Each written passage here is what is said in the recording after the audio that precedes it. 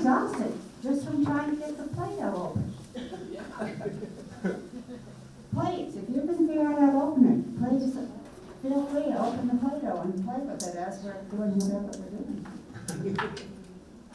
Obviously, this is a little bit different this morning. These ladies are so excited, as I told you last week, to come talk about the Montrose Children's Museum. And they, of course, brought, if you haven't noticed, they brought all this stuff that they're going to share with you. So, I'm Julianne Files. I'm one of the 4 facilitators for Montrose Forum. You already know Kathy Hebers and Phoebe Benziger. There she is. Okay, Barbara Bottom's also our 4th person. So, this morning, we are welcoming these 3 young women who are so excited about this project. Mallory Shaffer is the founder and executive director. She holds a doctorate in education. So, see, it's a kudos there for knowing what she's talking about, I think. Whitney Murphy. Whitney, I know more because Scott Murphy, who we see quite often with city stuff, they are a couple, and the little girl running around. Okay. Brittany is a 15-year educator as a classroom teacher, interventionist, and STEM coach. I'm sorry, I had to look at her and go 15 years, I don't know how she did that. You're awfully young, Brittany. She spearheaded the efforts to create the first nationally STEM-certified elementary on the Western Slope, which is Northside Elementary. And of course, we are hearing more and more about STEM, all the way from elementary through college. So, STEM is very important. And then Lisa Kuczmarski. I know Lisa because she used to work for the city. So she completed her Master of Public Education degree in 2020 from the University of Wisconsin, and has since embraced her role as a Director of Communication and Tourism. And now she is switching over to be involved with the Montrose Children's Museum. So ladies, take it away. Remember, we have to use a mic. Okay? Either one? Either one? Okay. Oh, this will take a little practice. Yes, my name is Whitney. I'm the board president for the Montrose Children's Museum. So we have Dr. Mallory Shaffer here with us, and she is our founder and executive director, and then Lisa is our board treasurer. We also have a board secretary, publicity chair, and then a couple of other non-position-based board members. The Children's Museum, come on in, is a 501c3 nonprofit. We're currently run by 95% volunteer labor, which we're quite proud of. And up until very recently, in the last couple of weeks, we were at 100% volunteer run. And we are hoping that as we grow, we will be able to add positions and things. So you can go ahead and move to the next slide. Before I get into, we're going to start with some questions, but before I do that, you all have a little container of Play-Doh, and feel free to do whatever you would like with that. If you are like me and you have hand issues that make it extremely difficult to open this container, I have a guy for that. So you just raise your hand and he'll come. But I would like to invite you to play with it, because that is a large part of what we do. So we'll start with some questions. Some of you may be familiar with the Children's Museum, some of you may not. How many of you have visited a children's museum before? Okay, that's a fairly large amount of people. How many of you have been to one of our events in the last year? Okay, just a couple of us. So do any of you remember hearing about the original Montrose Children's Museum from the 1980s? Okay. How about the climbing tree museum we used to have in the 2000s, early 2000s? Yes, so this community has had a couple of, at the time they were fairly successful, but things go haywire. And so we will touch on some of the history there with children's museums in the area. But I do want to talk about the Play-Doh, because the Play-Doh is everything. If you would go to the next slide. So a children's museum is very different than your traditional track museum. Children's museums are meant to be multi-sensory and experience-based. Developers for children's museums want to see kids and families interacting and engaging with materials, engaging with objects in order to play and learn. And that may be different than a typical museum where you go in and things are stationary, you're doing a lot of observing, maybe things are hands-off. In recent decades, a lot of museums have taken ideas from the children's museum movement and are now making exhibits that are more engaging and interactive for people. And one wonderful thing about a children's museum is that they are solutions to problems. In the community, especially this community, we have a ton of nonprofits. I think there are over 250. And a lot of them serve kids. We also have a growing number of types of schooling situations going on. And what that does in a community as small as ours is it spreads resources thin. A children's museum has the potential to close gaps and provide opportunities for all kinds of kids, all kinds of schools, all kinds of families, and even specialized services to get interactive, engaging, play and learning-based experiences into the hands of families and kids. So the other thing I want to just mention is back to the Play-Doh, play. Play is essential for every single one of us. It's easy as an adult to think that we don't need play. It is essential to our brain functioning. It's essential to overall health. It has been argued that play is the most healthy thing you can do outside of diet and exercise. And so we want to encourage everybody here, regardless of age, to play more. There are lots of different types of play, and so you'll see this rainbow down here has some of those things. As adults, for some reason, we like to not call things play. We like to rebrand it as relaxing or stress relief, or we just give it a specific title so we don't have to call it play, right? I'm crafting. I'm going hunting. I'm going to do an organized sport, and I can call that play. That's acceptable play, right? But there are so many different types of play. When I go to coffee and gossip with my girlfriends, that is my play. When I am working on this kind of project, for me, work is play. And we all need a little bit more of it in our lives. For kids, it's so essential because it literally wires their brains. When you are in the mental state of play, you get neurons firing and wiring together in your brain in a way that helps with self-regulation. It helps with perseverance. It helps with, all kinds of things, social skills.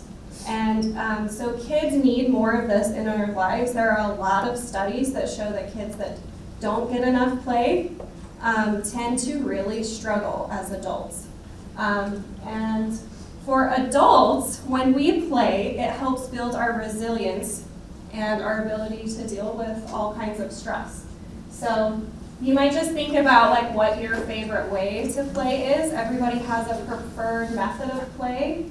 And maybe it is storytelling, maybe it is exercise, right?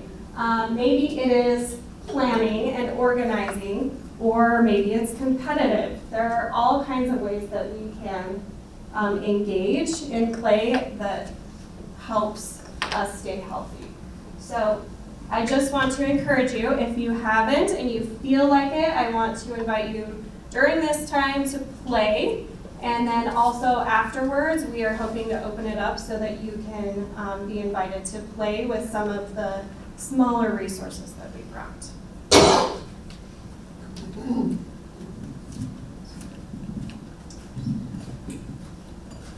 So I'm Mallory Shaffer. I am the executive director and also the founder. So I came up with this vision as I was on vacation with my family. We visit all of the children's museums. We went to one in Galveston, Texas, and it was in a basement of a historical mansion that we had in Galveston, Texas.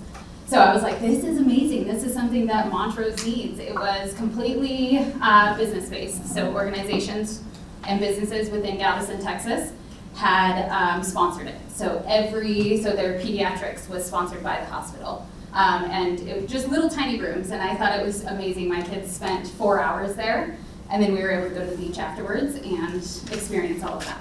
So I'm gonna start with our mission. So our mission is to foster a learning environment by igniting imagination and fueling creativity.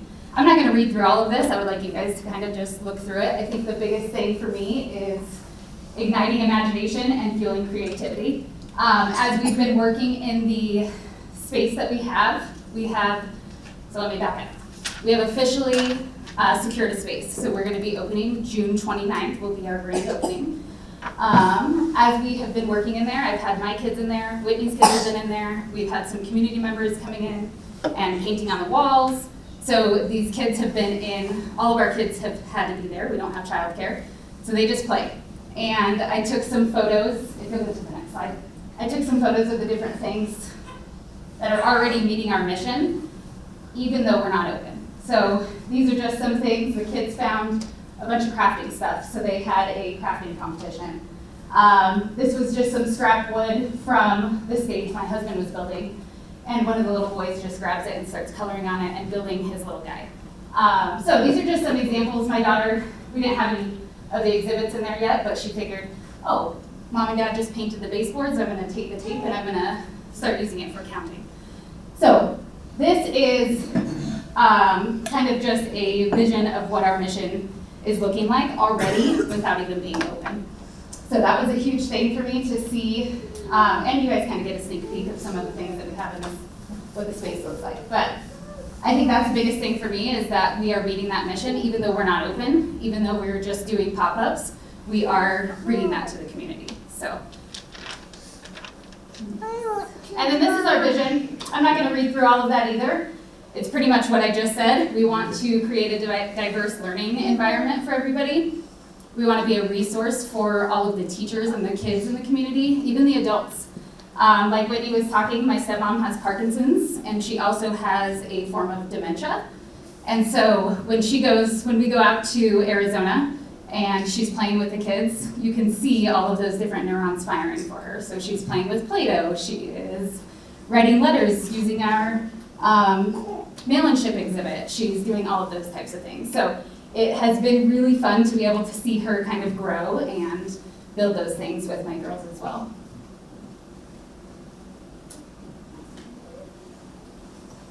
So why a children's museum? We have been asked this quite a bit because we've had 2 other children's museums in Montrose in the last couple decades. I actually met with a couple of the board members from the Climbing Tree Museum to research and figure out what happened, why weren't you guys successful? And then I also met with Heidi Comstock, who was the founder of the original Montrose Children's Museum. And really, what they had told me, both groups had kind of said, Montrose wasn't big enough yet. The concept of play for kids just wasn't there yet. But right now we're seeing, after this after this big gap in COVID, the educational gap since COVID, we're seeing that the kids don't want to be on screens. They're not learning as much using screens and things like that. So the biggest thing was that it's not just for kids. We've talked about going to senior homes and popping up in senior homes and bringing in those demographics and helping those that age of people as well. Family engagement is huge for me too. Coming from, I taught at Northside for 5 years and I currently work at Vista Charter School with at-risk youth. Family engagement is huge. When our parents are not engaging with these kids, that's where we see the issues. Behavior issues, academic issues, all types of things like that. So family engagement is huge for me. I love seeing the parents go in, and we had a dad one day on a field trip come in and he was just playing with the circuits, and he had these little third graders just jumping for joy because he got the circuits and the propellers to just shoot off. So, and I think he was like an aviation engineer or something of that sort. So he was just showing the kids how they could make it even better.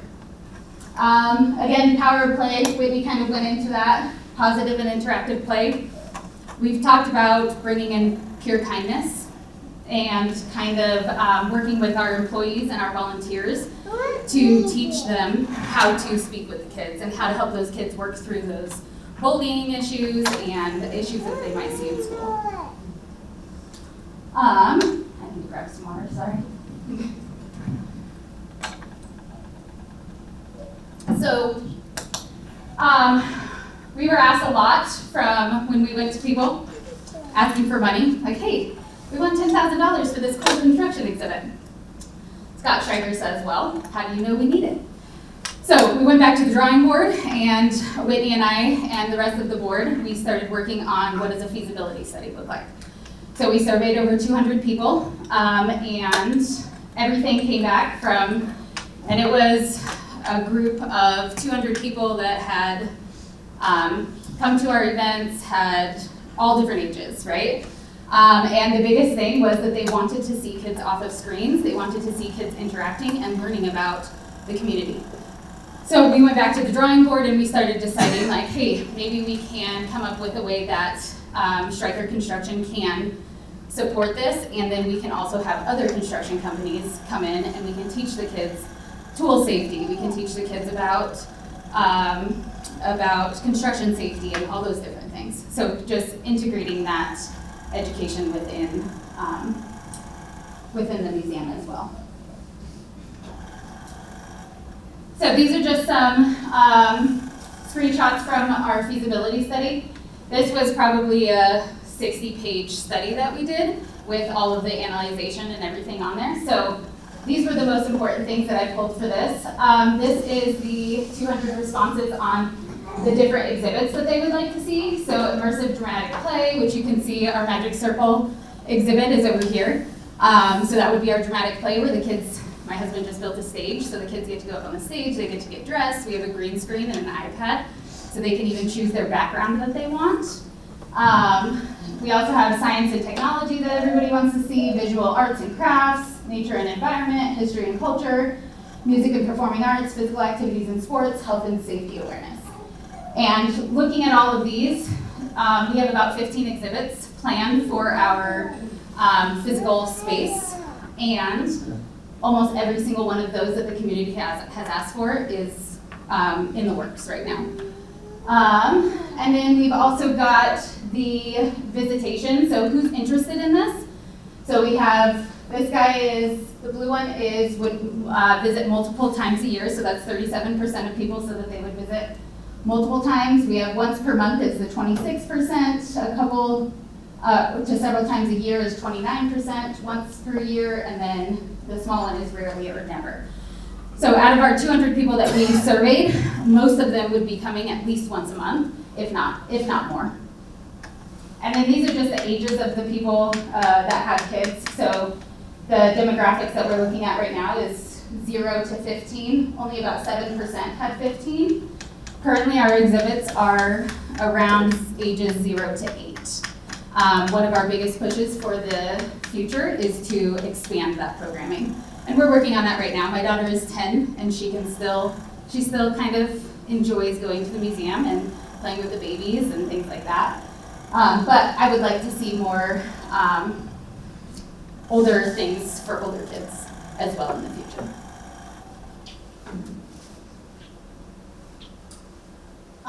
Development phases. So we've had 3 different phases. Like I said, I didn't know what I was doing when I first started this. So I was an educator for the last 12 years, and the nonprofit sector is completely different. I kind of went back and forth about, do we want this for-profit or do we want this nonprofit? My biggest thing is that I wanted to do it for the kids, and that's where my passion lies, so I went nonprofit. So my first phase was, or the first phase of the whole organization was really me just learning what is a nonprofit, how does it run, where do we go from here, and really just building that relationship with the community. So my first step was to enroll in Montrose University. So I enrolled into Montrose University and started just building all of these relationships and really learning what the community needs. And meeting with the other executive directors from the last museums. So really just educating myself on how can I make this successful for the community. And then we've really, every pop-up that we've had, Whitney had created a feedback form survey. So everybody that leaves our pop-ups usually took a feedback survey, and so we got a ton of feedback on how we can make these better and how we can grow to meet the needs of the community. So I go into detail on that. So our history, I kind of went through that. Problem arises, I'm originally from Phoenix, so I'm not a small town girl, I'm a city girl. So when I moved to Montrose, we thought about moving to Norwood first. And I was like, I don't know about that. So we moved to Montrose, and I'm from Phoenix, so we don't ski, we don't snowboard, we don't do hiking because it's 120 degrees outside. So we do things inside, right? And so when I moved here, I was like, oh, what do we do? So we went hiking, we did all the things, but it's not always fun to bring your 3-year-old hiking with you, or to take your 3-year-old on a boat with you, or whatever it might be. So I started thinking, like, what are we gonna do in the winter when it snows? It doesn't snow in Arizona. So that's where that problem came from, and then the idea sparked, right? Community history, like we said, we had those 2 children's museums, but one of the things they mentioned too was they were fully funded through, they didn't have any paid employees. So it was all volunteer work. And once mom's kids grow up, those volunteers go away because those parents don't need to be there anymore. So we're working on building that capacity with having paid employees and working with the community to be able to build up that revenue base and pay our employees rather than just volunteers. We did our feasibility study, we refined like I went through, and then our capital campaign. We have raised about $70,000 in the last year. We started our pop-ups in December, and we have been charging admission rates for that every pop-up. We've only done about 1 pop-up a month, but we've had major community support. So we've had the city sponsor us. We have had collaborations with CPW, with CSU, so many others that I can't even think right now, but they're at the end of our slides. So capital campaign has been amazing, but we're to a point where we need to, where we got our space. That was our goal for the capital campaign. Now we need to start building out that space and building out our capacity.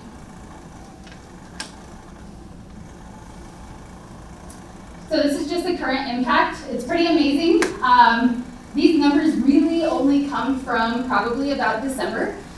We popped up at Mrs. Claus for a Cause, which was a huge thing for us. And so we've served about 2,937 people all throughout Montrose County. We've had people come from Norwood, we've had people come from Crawford, from all over. They're super excited to be here. We've served about 190 K through 5 grade students on 3 field trips. 13% of those people, of the people that have attended, are free admission. We are part of the Museums for All program, which allows us to scholarships kids in. So if they can't afford it, we can give a discounted rate, which currently it is free right now with our pop-ups. And we've had about over 1,000 volunteer hours. So we have probably about 12 volunteers currently that we have signed up, but we also, everybody on the board is also volunteer as well. So. These are just some of our community feedback that I kind of explained earlier. 4 and 5 star satisfaction levels. Again, this just comes from our pop-ups. We're not open yet in our physical space. They had talked about variety of favorites, multiple favorites. They want to see monthly changes, which we have that in the works as well. We hope to rotate our exhibits to give the community a chance, anybody in the community a chance to have an exhibit within the museum. Some exhibit suggestions: gross motor, technology, science, nature, outdoor, water, games, sensory play, and construction. Again, we have all of these already in the works, so it's super exciting to see that this is what the community wants, and we're already kind of ahead of that there. One of our wishes, and everybody's wishes, has been a larger space, longer time, and cubbies. So we've also implemented all of those things in our space too. So we're just really using the feedback that we get to really make the space perfect for the community and the kids. This is the most exciting part, I think. So this is a 3D model of our actual space that I had my stepdad kind of build out, and just some examples of what we're looking at. So we're going to be moving to 221 Colorado Avenue, which is right next to Cedar Point Urgent Care, right behind the baseball fields for the high school. So this is the whole space. We've got, this is the front entrance, and then we're looking at a farm to fork exhibit over here, along with a water table that deals with mining and all of those fun things. And then we've got our magic circle, dramatic play area. We have like the infant spot, or the top spot is what we call it. Construction, we've got a music exhibit over here. This is going to be an exercise exhibit. It's going to be a whole healthcare exhibit.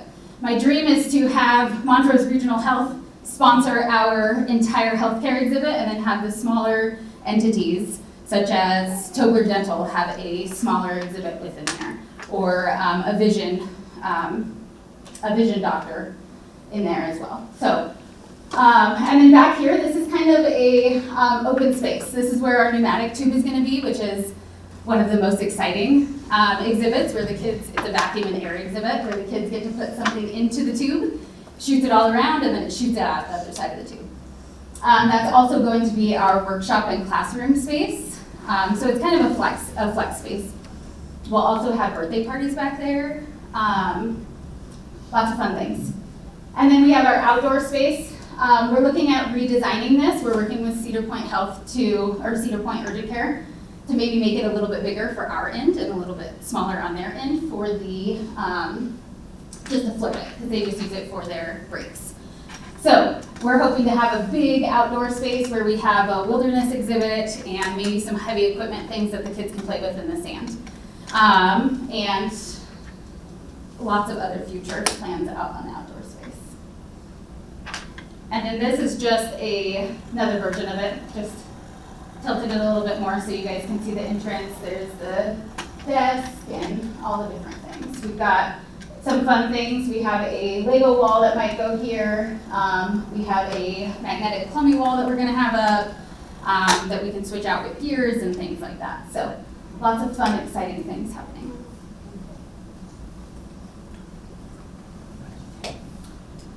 I've kind of already went through all of these. I'll let you guys kind of just take a look at these and we can just move forward. But some of our current and pending exhibits, they are just all so exciting, and we have so much support within the community. We're excited to be able to rotate these out, and within every 6 months, every year, whatever each sponsor decides. So.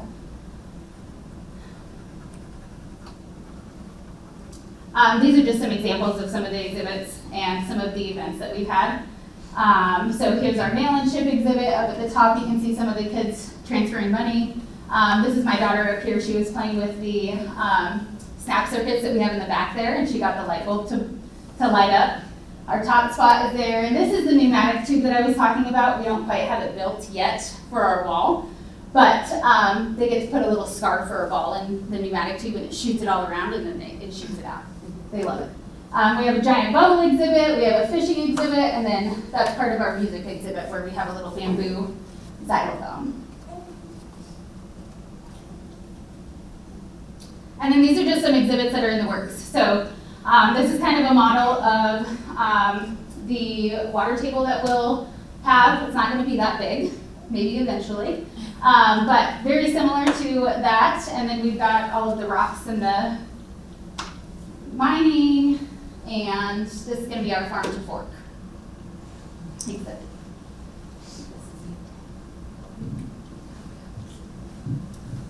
Right. And now we get to see how we get to keep it affordable, right? All of that fun, unfortunately, comes at a cost, but I've been incredibly impressed with what these two ladies have put together and how much work they've put into making sure that what they're doing is going to be sustainable. They asked me about 6 months ago to be on the board and whether or not I could be their treasurer. And I've been treasurer on other boards in different communities, never for a children's museum, but for lots of other things. I have 3 grown children and a grandchild myself, and so I know the importance of play, the importance of being in the community and making those connections. And it was something that I jumped on board with right away. So I want to give them a few kudos because when I first started to learn about how much information they had pulled together to make the decisions that they did, one of the things that impressed me the most was the fact that they were doing the pop-ups. And I'm not sure that all of you know what a pop-up was. I didn't until I met these two little whirlwinds. And so it was a finance model basically that took their show on the road. Because they didn't have a physical space yet, they were able to be hired out for birthday parties. They would go to classrooms. They would go, whoever and however, they would pull together their resources, their exhibits, pack it up in cars and vans, set everything up for the day or for the afternoon, and then in exchange, be paid for that service. And they were putting all those pennies away to be finally able to create this beautiful space that we're about to move into. And so with that being said, I think that knowing that they have put all that effort and thought into it, I think it'll be a very good chance that this will be here for a long time, and I hope a great asset to the community. So with that, they have also set up that we are affiliated with Museums for All. If you are not familiar with that, it is a part of healthcare.gov, and anyone who has SNAP benefits or who is a lower income in the community can get entrance to the museums for free. So we've gone through that credentialing and criteria, and we are committed to that for our community because we believe that everybody should have access. Our sponsorships, grants, and donations help keep our costs low, of course, and partnerships and collaborations. The big piece of this also that I love, and having come from the city and my position there, is that this is very community oriented.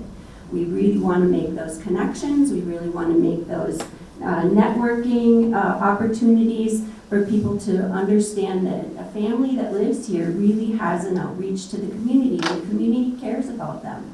So we partner a lot, and we seek to establish new partnerships with businesses in our area so that we can teach different aspects of just life and play.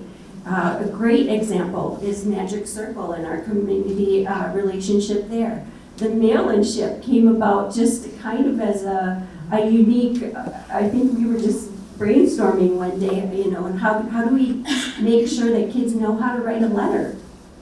A lot of people don't, a lot of little kids don't anymore, or even elementary kids don't know how to write a letter. So we partnered with Mail-in Ship, and so we have this great, little exhibit where they can put on a postman outfit, they can write a postcard to grandma, and we cover the postage, and they can put it in our mailbox, and then at the end of the day, we take it to the post office and it gets mailed.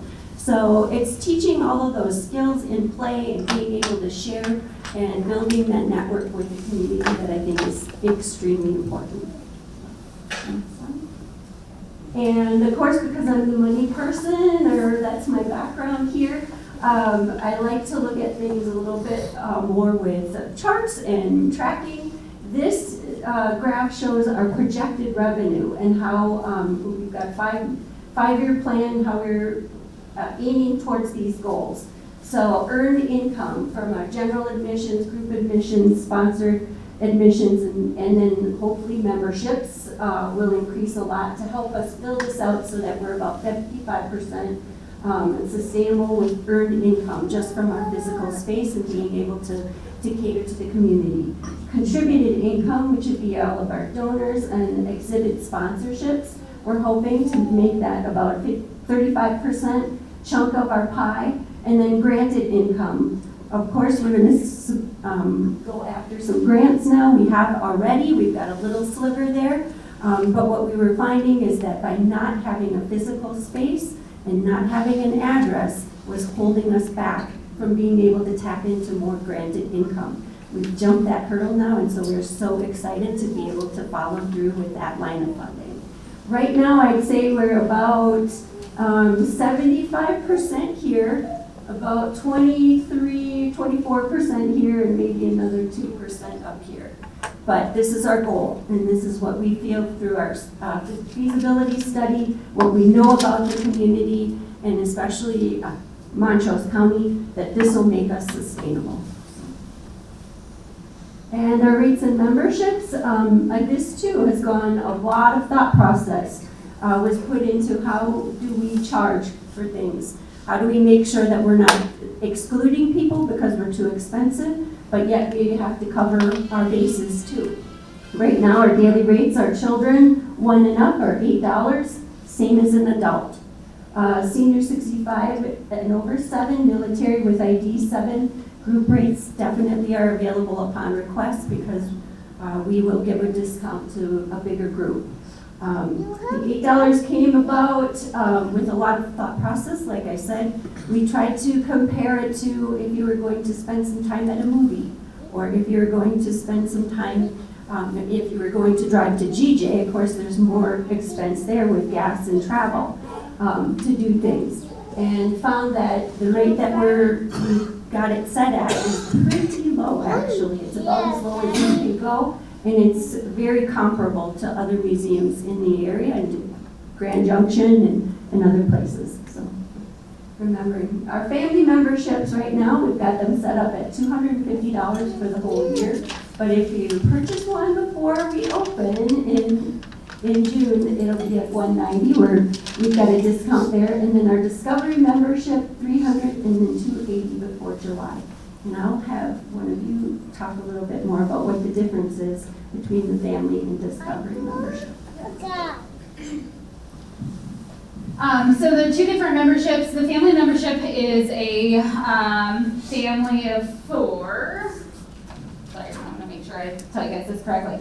It's for a family of up to 4 individuals in the same household. And then we also have the Discovery membership, which is you get those 4 household memberships, but you want to donate a little bit more. So this is, and then you get different perks with that as well. So unlimited admission for 1 full year, you get up to 4 people, and then you receive 4 one-time guest passes as well for that extra little donation.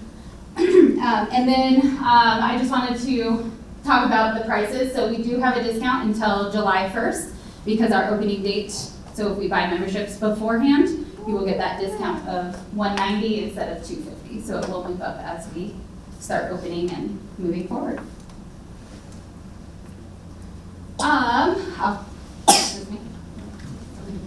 Future exhibits and programming. I kind of already touched on some of this stuff, but to be a little bit more in depth, we want to be able to serve youth 0 to 18 and collaborate to serve other populations. We look at expanding our community outreach. So currently, we're hitting most of Montrose. We're not hitting the West End. We're not hitting Delta. We're not hitting all of those other places. So I would love to expand that community outreach to be more of this Montrose County and not just the city of Montrose or here. Youth Advisory Committee, Children on Exhibit Development. I would love to have input from the kids because they are the real experts on play. We are not. I struggle with imagination and pretend play. So I want to bring those kids on to help me open up my imagination and creativity. Internship opportunities. I know that the school district is really working on pushing out careers. So I would love to get into helping out some of those high schoolers and getting internships, and even bringing in some at-risk youth to help that as well. Expansions and rotational exhibits. So we plan to always rotate, have some rotating things to keep things fresh all the time. And then also workshops, classes. We've talked to a lot of retired people that are like, hey, we really want to teach kids to fly fish. We really want to teach kids to, I don't know, I'm trying to think of another. There was a guy that works over at CPW that he has pelts and things that he really just wants to show the kids. So lots of opportunity for collaboration and for our community to come together and really help our kids just grow and build that relationship. And all of this is made possible by all of these sponsors. So I told you guys I don't like to talk about sponsors or just say one sponsor because we have so many and I don't ever want to leave one out. So without all of these people and all of these organizations, this would not be possible for us. So we appreciate the support that the community has given us and really just all of the support that we've received so far. So, yes, have anything? So we try to reserve some time for you guys to just explore some of our miniature versions of our exhibits. So once again, we'll just invite you to go play. And we are here to answer any questions you have.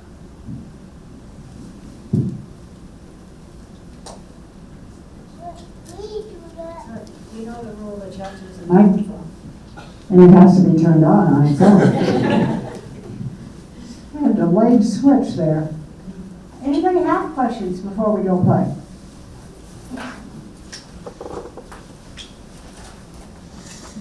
So I'm from a big city too. I'm from Columbus, Ohio.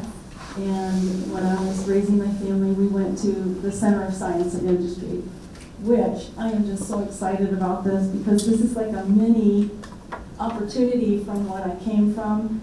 And this is the great start. As we grow, this can grow. It was phenomenal. I mean, they had all of the components that you're including, everything. So I'm saying go for it. This is fabulous. And when I came here 30 years ago, I thought, wow, what's different? You know, well, we have, you know, the Railway Museum and different things, but this is for children. It's excellent. Thank you. You go, you go. Sarah, did you have a comment or a question? Well, I need to get it. Oh. Rules. I don't know what's going on here. No direct pass. Remember, Jim, it has to be a question. I think what you're doing is really great. I like it. I have a couple questions that are related. One is, what is your current physical budget? And you talked about building capacity. So what's that budget going to look like, or the amount of money you need in 5 years? And what is going to, have you looked at doing any kind of return on investment to the community with that budget?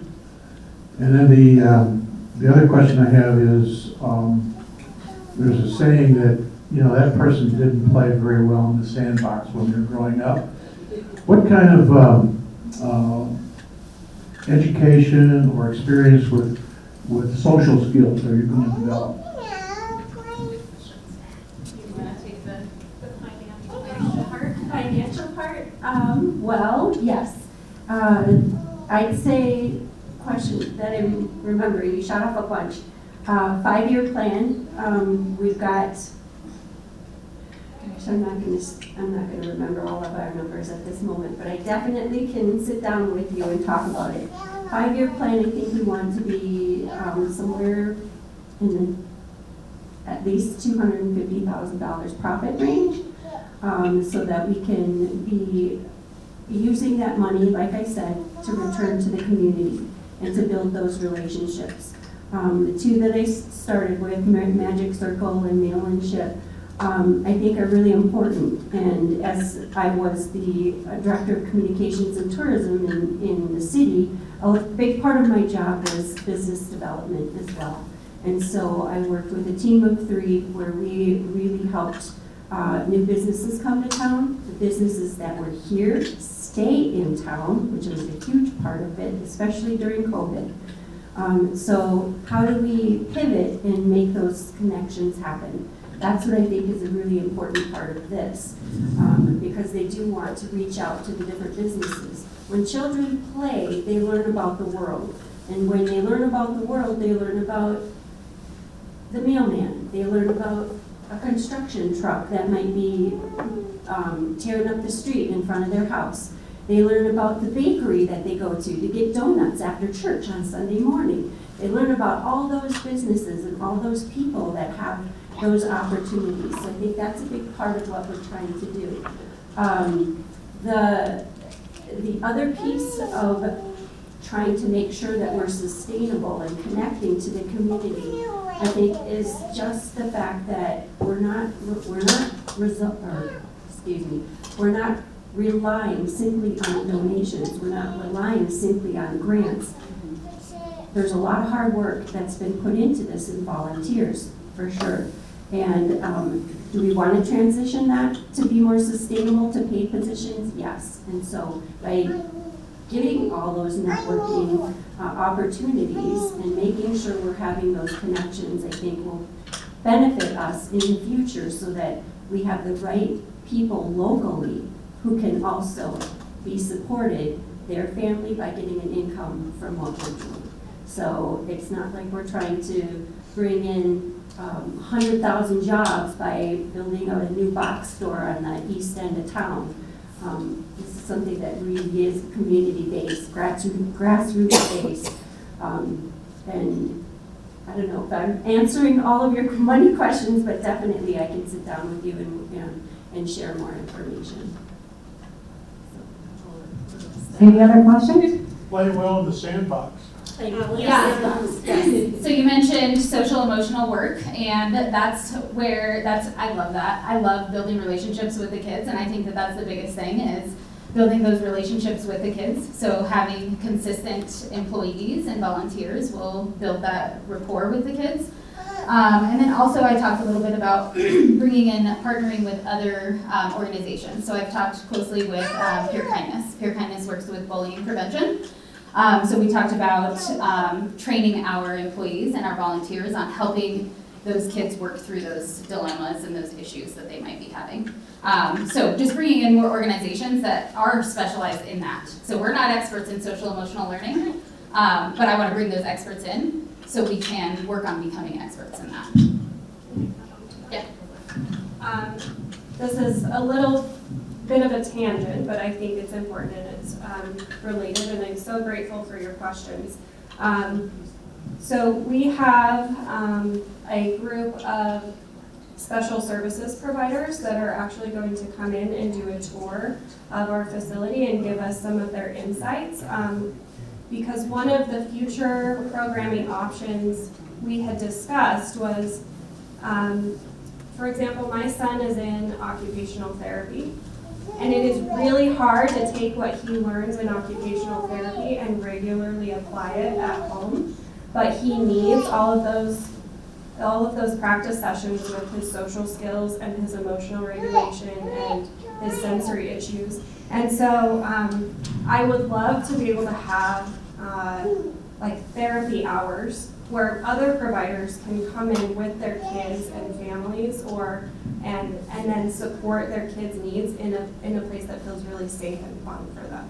So I think there are a lot of different avenues. Again, this is such a community effort, and it takes a lot of different types of experts to make this amazing. But we do have that on our radar as a major priority. So I wanted to ask about reaching out to the Hispanic community. It's probably the largest growing demographic. And learning a foreign language is very useful with education, and it's very useful in this valley. And it's probably the biggest barrier between the Hispanic community and the rest of the people is language between the communities. And my other question is, what are your proposed hours, weekends, weekdays? The Hispanic community has been hard. It's been a tough community to get into. We have reached out to them for board members, trying to build in that relationship there. What I've been told is, you're not Hispanic, you need somebody that's Hispanic to go in and really just build that relationship. So we're working on that. We were invited to the Cinco de Mayo event by MATA. So we've been working pretty closely with MATA in a couple different events and really just building that out. My goal is I have lots of Hispanic students, bilingual students over at Vista that are also at risk. I would love to bring them over and teach them career skills and people skills and use their bilingual attributes to be able to help out the community and build that relationship with the Hispanic community. So we're working for it. I've been at a forum. I went to a forum over at the library last week, a couple weeks ago. They're having the same issue with the Hispanic community, really just bringing them in. So we're working as a community within these different little forums to hopefully bring in that Hispanic Latino community. So we're trying. And then our hours are, currently we're going to be open 9 to 6, 9 a.m. to 6 p.m. and 7 days a week for a little while until I figure out what days work for the community, and then we will build our schedule around what works for the rest of the community. What is that? What is that? One of the things I wanted to mention is that before I became a board member and a couple of pop-ups that I attended, there was definite Hispanic presence at the pop-ups. In particular, the ones once we were able to rent space at the community room right here in Centennial Plaza. I think because it was centrally located, it was a little easier for people to find. And that piece of it impressed me a lot because even when I was with the city, it was always one of the things that I strove for, was to make sure that we were an inclusive community and we're not leaving people out. And it's such a vibrant and vital part of our community that as far as the need and the availability, I think it's there. We just need to bridge the gap between finding a board member or finding people that can volunteer for us, and maybe even get paid, and it'd be a paid position at some point that can help us represent our Hispanic community.